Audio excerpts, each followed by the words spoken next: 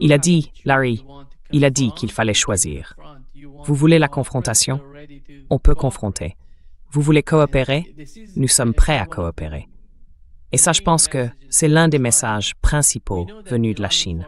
On sait que le ministre iranien des Affaires étrangères est allé en Chine avant cette rencontre entre Donald Trump et Xi. Et mercredi prochain, le président russe Vladimir Poutine va se rendre en Chine pour discuter avec lui, Larry. Comment est-ce que vous voyez la manière dont la Chine, la Russie et l'Iran renforcent ou améliorent le partenariat qu'ils ont pour faire face à ce genre de politique de Washington qui cherche à influencer leur pays?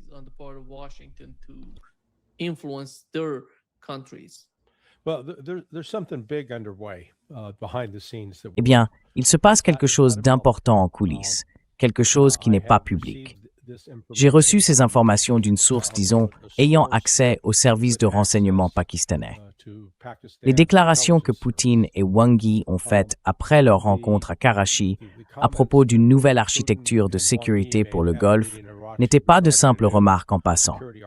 Il y a un véritable travail de planification, de négociation en cours.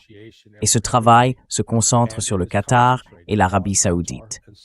Une partie de la raison pour laquelle le Pakistan joue un rôle de premier plan dans cette affaire, avec l'encouragement, voire la direction de la Chine, c'est que le Pakistan a un traité de sécurité bilatéral avec les Saoudiens.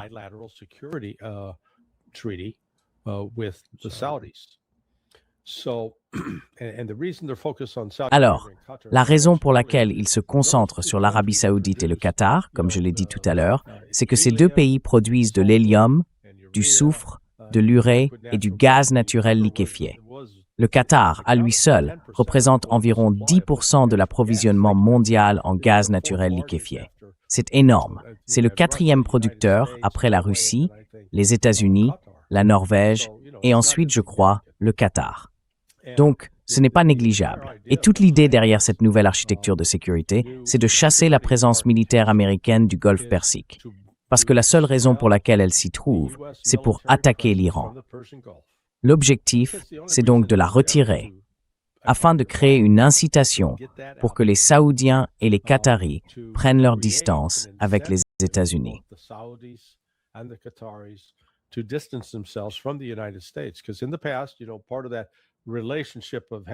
Parce que, dans le passé, une partie de cette relation, ce qu'on appelait la couverture de sécurité de l'oncle Sam, c'était aussi que vous deviez acheter ses bons du trésor et son matériel militaire, souvent de mauvaise qualité. Eh bien, tout ça, ça commence à disparaître. Et donc, l'Iran n'est pas juste un observateur passif dans cette histoire. L'Iran est directement impliqué, il coordonne avec la Chine et la Russie. Et la Chine joue ici un rôle majeur. C'est pour ça, je pense, que Trump a cherché à obtenir une intervention chinoise. En gros, aidez-nous à remettre les Iraniens au pas. Et la réponse de la Chine, c'était plutôt « non, non, le problème, c'est vous, pas eux ». Ce qui évidemment a dû être un choc pour quelqu'un comme Donald Trump. Alors ce n'est pas quelque chose qu'ils annoncent publiquement, mais ça se passe bel et bien en coulisses. Et à mon avis, c'est extrêmement, extrêmement important.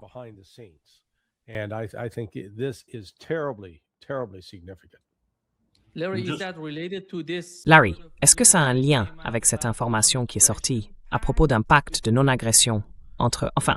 parce qu'on parle d'un nouveau pacte entre l'Iran et des États arabes. Oui, en gros, l'Arabie saoudite et le Qatar. Ah oui, un pacte de non-agression.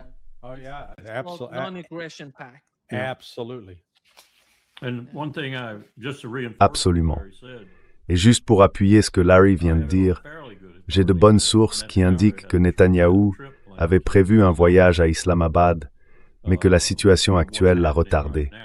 Je suis pourtant assez sûr que l'une de ses priorités, c'est de lancer une action diplomatique ou autre pour contrer tout ça, parce qu'il considère que ça va à l'encontre de ses intérêts et il n'a pas tort. Mais sa crise politique, en ce moment, s'aggrave d'heure en heure. Je ne sais pas du tout comment ça va tourner. La procédure de motion de censure à la Knesset, elle est très différente.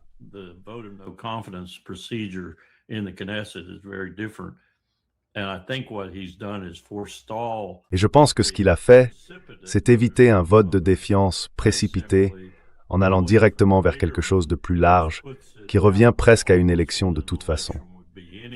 Donc il a le sentiment d'avoir un peu de temps pour regagner du terrain, et ainsi de suite. Et franchement, il n'y a personne dans l'opposition qui semble meilleur que Netanyahou. Les électeurs doivent sans doute se demander pour qui voter. Mais lui, il est inquiet de ce qui se passe. Il y a aucun doute de ce que Larry vient de dire. Oui. Colonel, voici ce que Donald Trump a dit à propos de la raison de la guerre contre l'Iran. On n'en a pas du tout besoin. Vraiment pas. D'accord, très bien. Donc on peut se demander au fond pourquoi on le fait. On le fait pour aider Israël, pour aider l'Arabie Saoudite, le Qatar, les Émirats Arabes Unis et aussi le Koweït, Bahreïn et d'autres pays encore. C'est où la Chine? Je lui ai dit aujourd'hui, tu sais, on t'aide. Et on t'aide aussi d'une autre façon. Parce que je ne pense pas que la Chine veuille que l'Iran ait une arme nucléaire non plus. Je lui ai dit, ne fais pas n'importe quoi. Toi non plus. Tu n'as pas besoin qu'ils aient une arme nucléaire.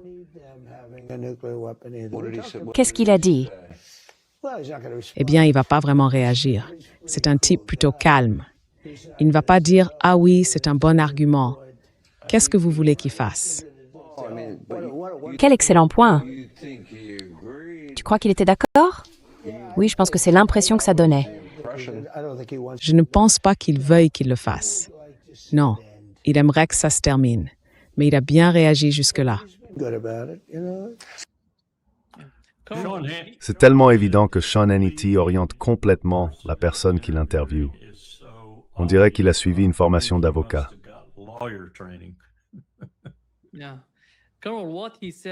Oui, colonel, ce qu'il a dit sur les raisons de la guerre concerne Israël, l'Arabie Saoudite et le Qatar. Moi, je ne vois pas ça se produire en Arabie Saoudite, ni au Qatar. Eux non plus ne considèrent pas que cette guerre leur soit utile, d'aucune manière, sous aucun angle. C'est même tout le contraire. Oui, ils voient bien comment cette guerre les frappe, comment elle détruit leur pays, leur économie.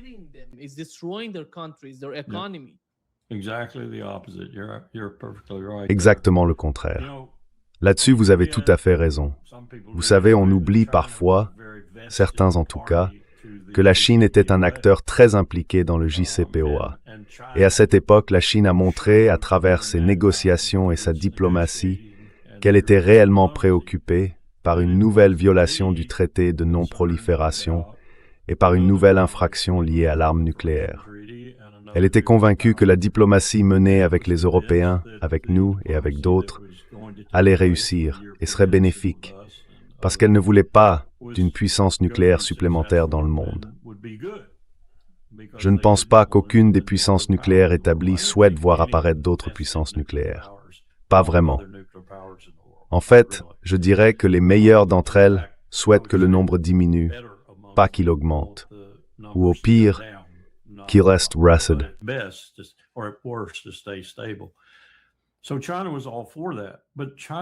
La Chine était tout à fait pour ça.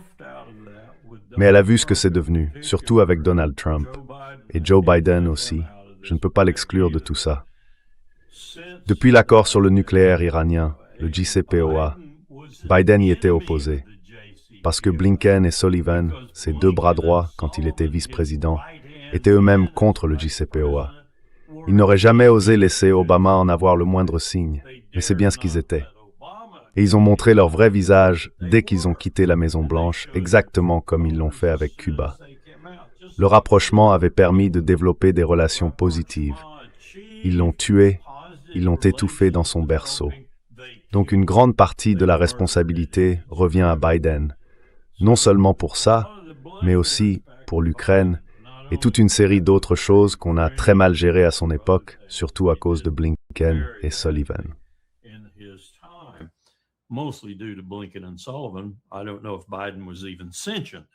Je ne sais même pas si Biden était vraiment lucide à ce moment-là.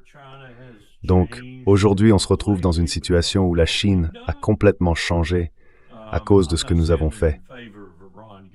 Je ne dis pas qu'ils sont favorables à ce que l'Iran obtienne l'arme nucléaire. Je ne pense pas que ce soit le cas. Comme je l'ai déjà dit, en général, ils ne sont pas pour ça. Mais ils ont changé parce que nous les avons forcés à changer. Et c'est justement l'un de ces points dont je parlais que Xi a demandé à ses gens de surveiller de très près. Parce que si les États-Unis font quelque chose qui perturbe leur progression vers la suprématie, ils veulent réagir. Et c'est exactement là où il en est aujourd'hui. Il agit du mieux qu'il peut.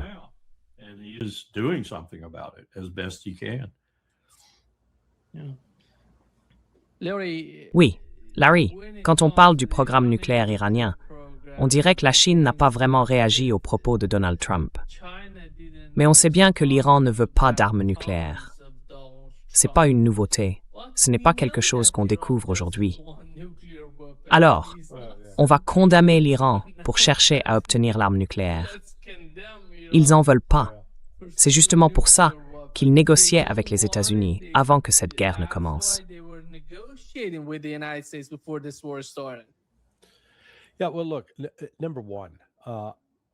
Oui, alors écoutez, d'abord, je dirais à toute personne qui n'a pas lu le JCPOA, cet accord signé avec l'Iran, de le lire vraiment.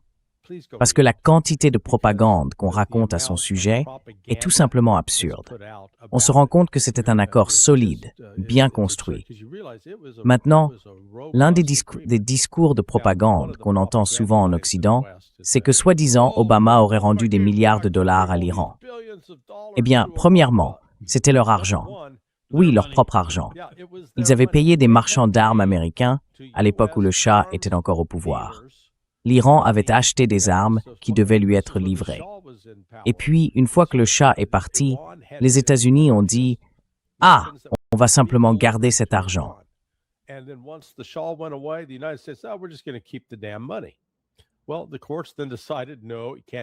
Eh bien, les tribunaux ont ensuite décidé que non, on ne pouvait pas faire ça. Mais les États-Unis ont continué à le détenir. L'autre point à comprendre, c'est que lorsque le JCPOA a été signé, la Chine et la Russie avaient à l'époque accepté d'imposer des sanctions très dures à l'Iran s'il ne respectait pas l'accord. Et c'est justement ce qui rend encore plus incroyable la stupidité de Donald Trump en annulant et en déchirant cet accord. Parce que si l'objectif, c'était vraiment d'empêcher l'Iran d'obtenir l'arme nucléaire, eh bien, cet accord y parvenait. Mais vous savez, comme je l'ai déjà dit, toute cette histoire autour de l'Iran et de la bombe, c'est juste un écran de fumée. C'est une excuse pour intervenir et chercher un prétexte pour détruire le gouvernement iranien.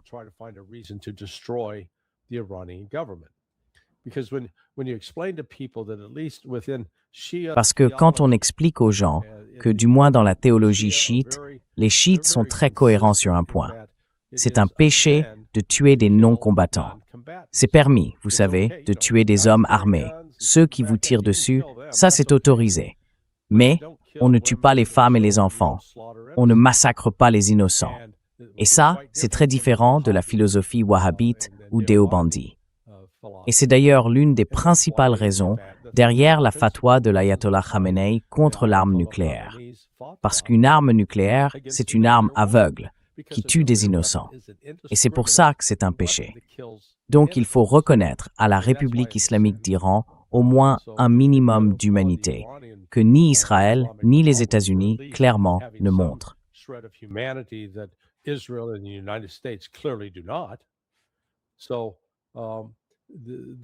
Donc le fait est que, vous savez, la Chine dit vouloir nous aider à empêcher l'Iran d'obtenir l'arme nucléaire.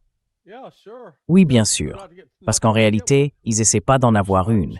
Je suis sûr que la Chine a déjà reçu cette assurance de la part de l'Iran. Et c'est pour ça que, vous savez, pour ceux qui ont une mentalité un peu film hollywoodien, du genre tu obtiens la bombe et tu deviens l'égal des autres, eh bien la réalité c'est tout autre. L'Iran, avec ses armes conventionnelles, ses missiles balistiques classiques, a déjà prouvé qu'il était un adversaire redoutable. Il a tenu tête à une superpuissance mondiale, à l'une des armées les plus puissantes, sinon la plus puissante du Moyen-Orient.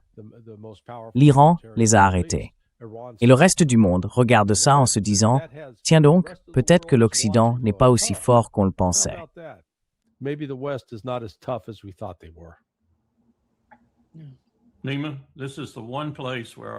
Nima, c'est le seul point sur lequel je vais marquer une différence avec ce que Larry vient de dire. Je ne pense pas qu'on soit dans la même situation qu'à l'époque de l'Ayatollah. Ce qu'on a aujourd'hui, selon moi, c'est une force militaire très rationnelle, les gardiens de la Révolution, qui, pour ainsi dire, dirigent l'Iran. Et je pense qu'ils en sont arrivés à la conclusion que malgré certaines de leurs tendances islamiques, comme Larry l'a expliqué, et je suis d'accord avec lui jusqu'ici, ils disposent d'une installation non déclarée, profondément enfouie sous terre. Et je crois qu'ils sont désormais tout à fait capables de fabriquer une ogive, de l'associer à l'un de leurs missiles les plus rapides, et d'annoncer cela d'une manière ou d'une autre, un peu comme l'ont fait les Nord-Coréens.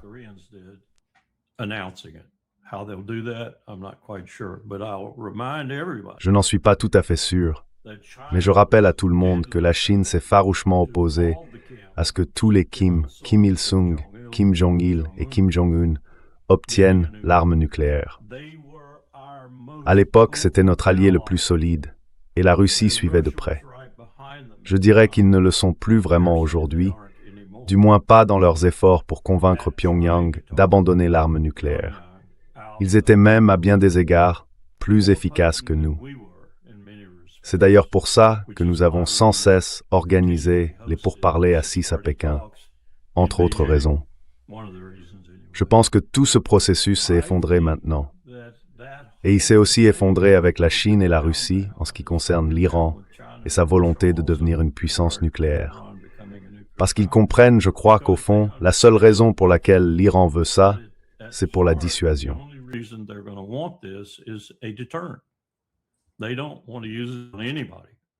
Ils ne veulent pas s'en servir, mais ils veulent une force de dissuasion.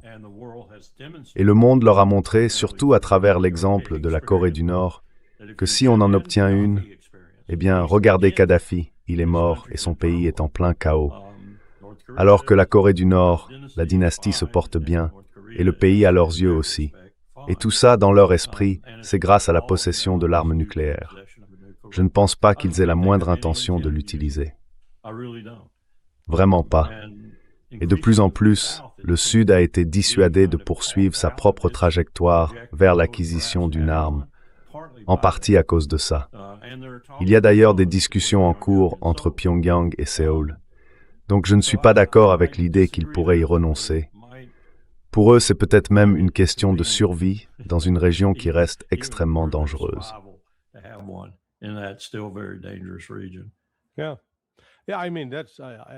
Oui. Je veux dire, je ne suis pas forcément en désaccord avec le colonel, parce qu'on peut très bien comprendre leur raisonnement. Ils peuvent se dire, regardez, on a essayé de jouer selon les règles de l'Occident et ils nous trahissent sans arrêt. Du coup, la seule façon d'assurer notre sécurité, c'est de construire notre propre force et de leur faire savoir. Mais encore une fois, je reviens à la question nucléaire. Pour moi, c'est un faux débat. Imaginons que la question nucléaire soit complètement écartée. L'Occident voudrait quand même détruire la République islamique. Donc au fond, peu importe ce que fait l'Iran. Souvenez-vous, quand on soutenait Saddam entre 1980 et 1988, pendant toute cette guerre menée contre l'Iran, l'Iran ne cherchait pas à avoir l'arme nucléaire à ce moment-là. Ça n'avait rien à voir. Ce qu'on déteste, c'est le concept même d'une république islamique.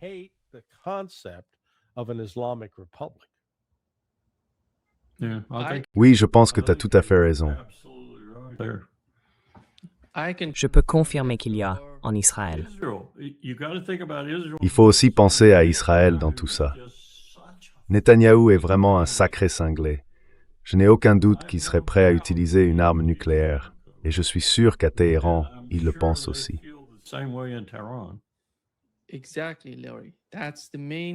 Exactement, Larry. C'est la grande discussion en ce moment à Téhéran, parmi les hauts responsables. Ils se demandent ce qu'ils vont faire face à Benjamin Netanyahou et à Israël Si jamais ceux-ci décident d'agir contre l'Iran avec des armes nucléaires ou d'attaquer l'Iran tous les 2 mois, tous les 6 mois, quelle serait la réponse de l'Iran? Et comment pourrait-il réagir pour réduire ce genre de menaces? Il faut se souvenir de ce qui s'est déjà passé avec la guerre contre l'Iran. Beaucoup d'infrastructures ont été détruites. Beaucoup de gens ont été tués, des innocents, des civils. Ils ne veulent pas revivre la situation dans laquelle ils se trouvent aujourd'hui. C'est la grande question pour eux. Qu'est-ce qu'on fait face à ça?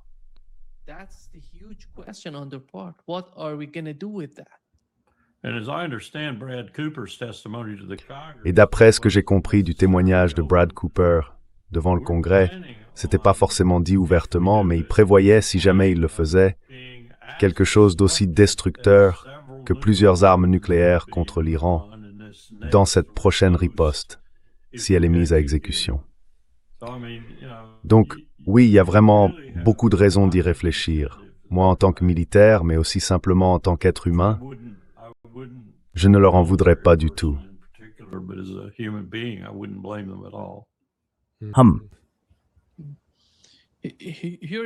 Voici, Larry, ce que Donald Trump a dit à propos du petit nettoyage qu'il doit faire en Iran.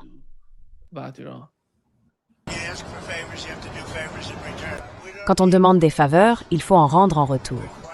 Nous, on n'a pas besoin de faveurs. On a pratiquement anéanti leurs forces armées.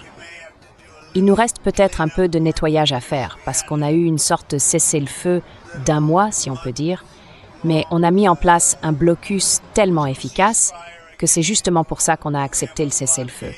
En réalité, on l'a fait à la demande d'autres pays.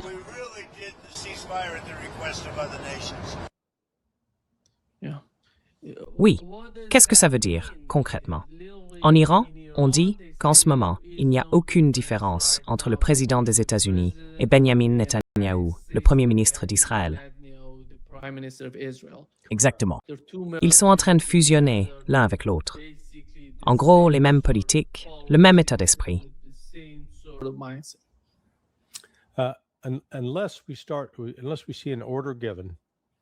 À moins qu'on voit un ordre donné à tout le CENTCOM de commencer à retirer les moyens du théâtre d'opération, je vous assure que les États-Unis relanceront une attaque contre l'Iran. Et cette prochaine fois, pendant que Trump, encore une fois, dans son délire, dit « Oh, on a détruit leur capacité militaire ». Eh bien, si c'est vrai, pourquoi le détroit d'Ormuz n'est-il pas ouvert? Si vous l'avez vraiment anéanti, si tous les navires sont au fond de la mer, alors avec quoi peuvent-ils encore riposter?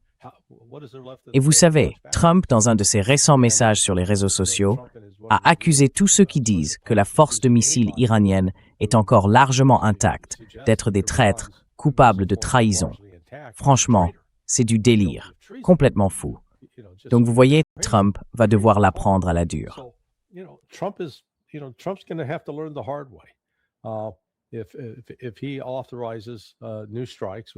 S'il autorise de nouvelles frappes, et je pense qu'il le fera, la riposte iranienne sera bien plus dévastatrice pour les États-Unis.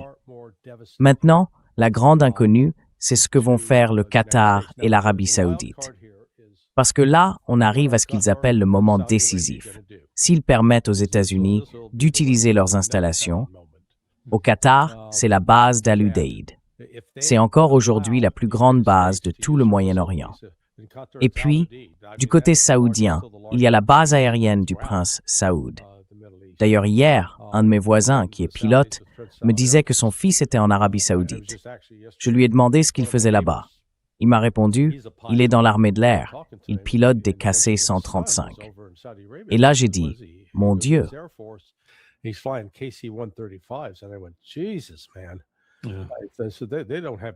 J'ai dit, ils n'ont pas de protection. Il me répond, je sais. Il ajoute, la seule bonne nouvelle, c'est que mon fils rentre la semaine prochaine, parce que sa femme va avoir leur premier enfant. Il a eu une permission pour ça. J'ai dit, tant mieux. Mais tous nos gars qui sont là-bas en ce moment, il faut qu'ils sortent de là, qu'on les retire. Mais la question reste, est-ce que les Saoudiens vont permettre aux États-Unis de continuer leurs opérations aériennes? Si les Saoudiens et les Qataris ferment ça, alors les États-Unis vont devoir marquer une pause. Encore une fois, c'est l'un de ces éléments imprévisibles. Même si Trump veut donner l'ordre, l'amiral Cooper devra revenir et dire « Chef, on n'a plus l'accès au Qatar et à l'Arabie saoudite qu'on avait avant. »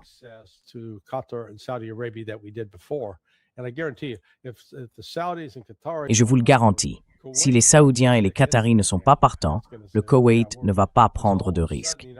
Ils vont dire oui, oui, mais sans plus. Et du coup, les États-Unis vont se retrouver sans les bases nécessaires pour lancer les avions ravitailleurs.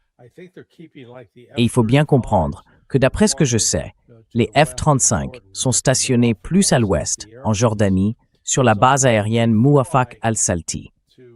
Donc s'ils doivent voler pour, disons, larguer des bombes sur l'Iran, eh bien, la distance entre la base Mouafaq al-Salti et Riyad dépasse les 800 000. Le rayon d'action d'un F-35, si je ne me trompe pas, c'est environ 550 000. Ça veut dire qu'ils doivent être ravitaillés avant même d'arriver à proximité de Riyad, là où ils pourraient éventuellement lancer un missile JASSM. Et un JASSM, lui, a une portée d'environ 500 000.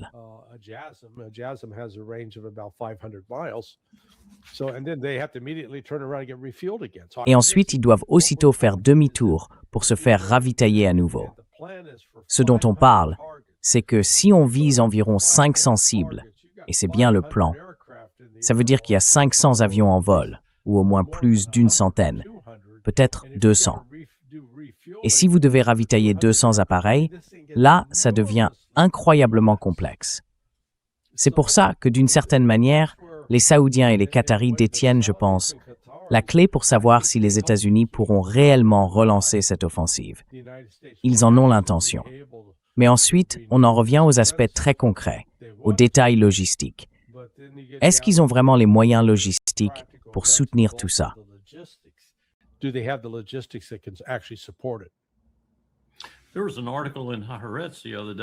Il y a eu un article dans Haaretz l'autre jour, Nima, qui était intéressant, surtout du point de vue de la manière dont ce journal en parlait, mais il abordait le sujet sous un angle différent de celui que Larry vient d'évoquer, un angle important sur le plan militaire.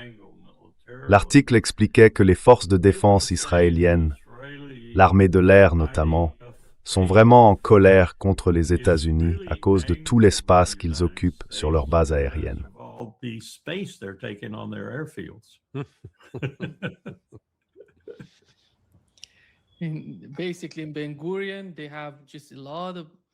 En gros, à Ben Gurion, ils ont beaucoup de C-130 et d'autres avions sur l'aéroport de Ben Gurion.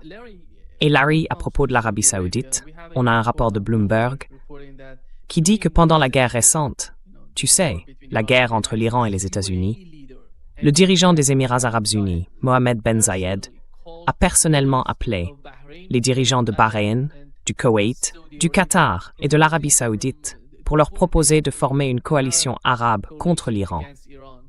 Mais d'après ce rapport de Bloomberg, tous ont refusé. Qu'est-ce que tu en penses? Tu vois, on entend deux versions. D'un côté, on dit que l'Arabie saoudite essayait de convaincre les États-Unis de poursuivre la guerre. De l'autre, on entend, de la part des Saoudiens, que cette guerre doit se terminer, qu'il faut trouver d'autres solutions. Parce que leur économie va vraiment mal en ce moment et qu'ils n'arrivent plus à faire de l'argent.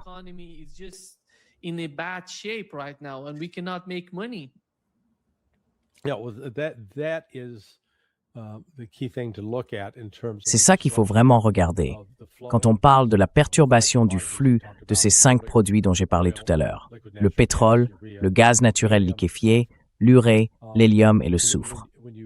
Si on prend l'ensemble des pays arabes du Golfe, le flux de pétrole, c'est clairement le plus crucial. Pour les Saoudiens, la principale source de revenus vient des exportations de pétrole et de soufre. Pour le Qatar, c'est surtout le gaz naturel liquéfié, l'urée et l'hélium. Et oui, ils produisent aussi un peu de pétrole. Les autres, eux aussi, dépendent avant tout du pétrole qu'ils exportent. Et si ce pétrole ne sort pas, eh bien, ils n'ont tout simplement plus de flux de trésorerie.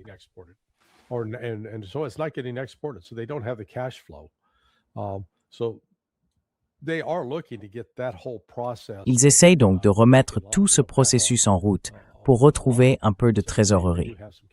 Et c'est là que les Émirats arabes unis se retrouvent dans une situation compliquée. Avant, ils avaient encore le port de Fujairah sur le golfe d'Oman. Il était considéré comme étant en dehors du détroit d'Ormuz, donc pas facile pour l'Iran de le bloquer. Eh bien, l'Iran l'a fait sauter. Et maintenant, ils ne l'ont plus. Leur flux de trésorerie est donc coupé. Et là, franchement, j'ai l'impression d'être la seule voix à alerter sur les conséquences économiques de la fermeture de ce site. On en est à près de 80 jours maintenant, et c'est dévastateur. L'impact mondial sur les pénuries est considérable.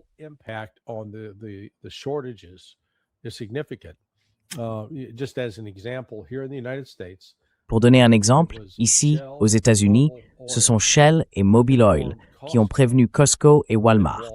Ces deux grandes enseignes, qui vendent des produits à bas prix, ont été informées que toute l'huile qu'on leur fournissait ou qu'on leur vendait, celle qu'ils mettent en rayon pour que les gens fassent eux-mêmes la vidange de leur voiture, eh bien, il n'y en a plus. Résultat, ces rayons vont se retrouver vides. Toyota, de son côté, a envoyé un bulletin à ses distributeurs américains pour leur dire que, d'habitude, ils utilisent de l'huile de grade 8 pour les vidanges, mais qu'à présent, ils peuvent passer à de la 16 ou de la 20, parce qu'il n'y a plus de grade 8, et que les autres vont devenir rares aussi. Donc ça commence à se faire sentir. Faites attention. Je vais faire la vidange de ma voiture la semaine prochaine. Ouais. Profitant tant que tu peux, mon ami. Profitant tant que tu peux. Alors cet effet domino commence, et il est important. Le problème, c'est que ce n'est quand toute la violence de cette crise économique va frapper de plein fouet, quand ce sera évident pour tout le monde, que Trump va devoir céder. Et on l'a vu, juste avant qu'il monte dans l'avion. Quand on lui a demandé ce qu'il pensait de la situation économique des Américains, il a en gros répondu « Je m'en fiche. Ce n'est pas mon problème. » Eh bien, ça va devenir son problème. Tu vas voir. D'ailleurs, aujourd'hui, pendant tout ce voyage en Chine, la bourse, qui était remontée à plus de 40-50 000, a rechuté. Le Dow Jones a perdu environ 500 points. Le Nasdaq et le S&P sont en baisse aussi. Ça commence à tomber. Et les conséquences des pénuries d'approvisionnement vont commencer à se faire sentir. Elles frappent déjà cette semaine. Ce sera pire la semaine pire la suivante.